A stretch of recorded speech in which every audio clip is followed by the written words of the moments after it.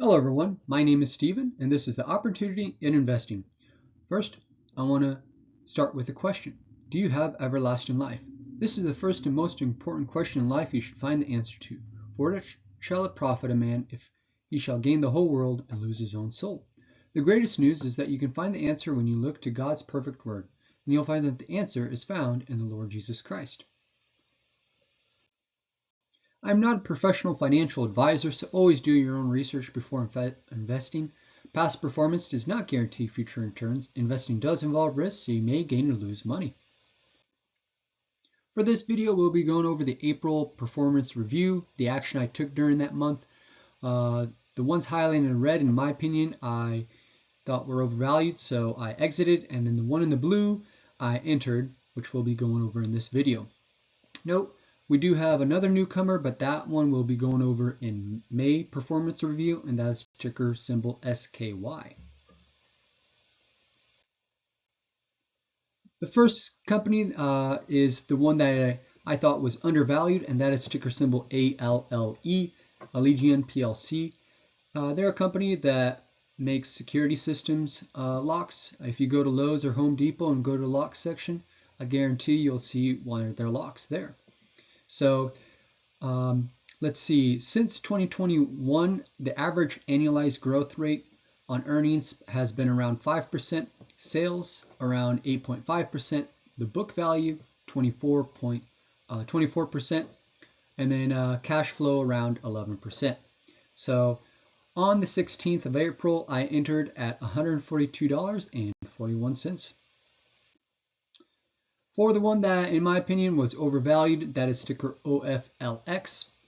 And I exited, and we'll be going over the performance of that later. But this is a chart, and the months highlighted in the purple are the months I dollar cost averaged. And the blue line is the SP 500.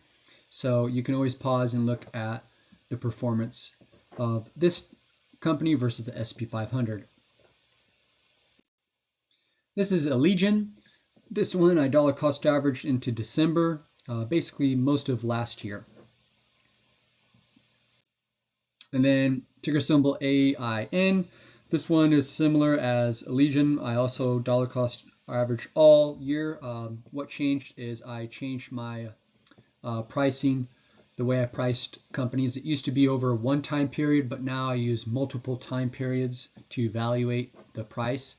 So when I incorporated that, it made this company fairly valued. That's why I stopped dollar cost averaging into it, and then it became overvalued. So, and finally IEX, which similar also, I stopped because it became fairly valued, and then it was a good time to stop, and then exited here in April. So with those four that I exited, that does change my all realized dollar cost average and returns. As you can see on the bottom four, those are the ones that I added. And even though some of them had negative lump sum, when I dollar cost average, due to being able to dollar cost average through the low valleys, I was actually able to make a positive dollar cost average in return, but not a lump sum.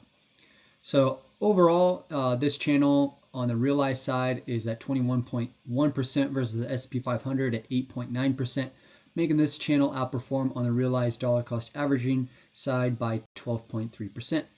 71.4 beat the SP 500, and those same ones made positive returns.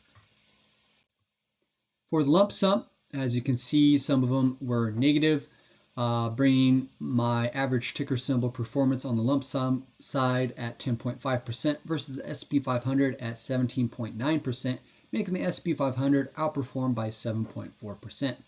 50% beating the SP 500, and 64.3% making positive returns. Now for just 2026 for this year, we are performing at 1.59% versus the SP 500 at 6.15%.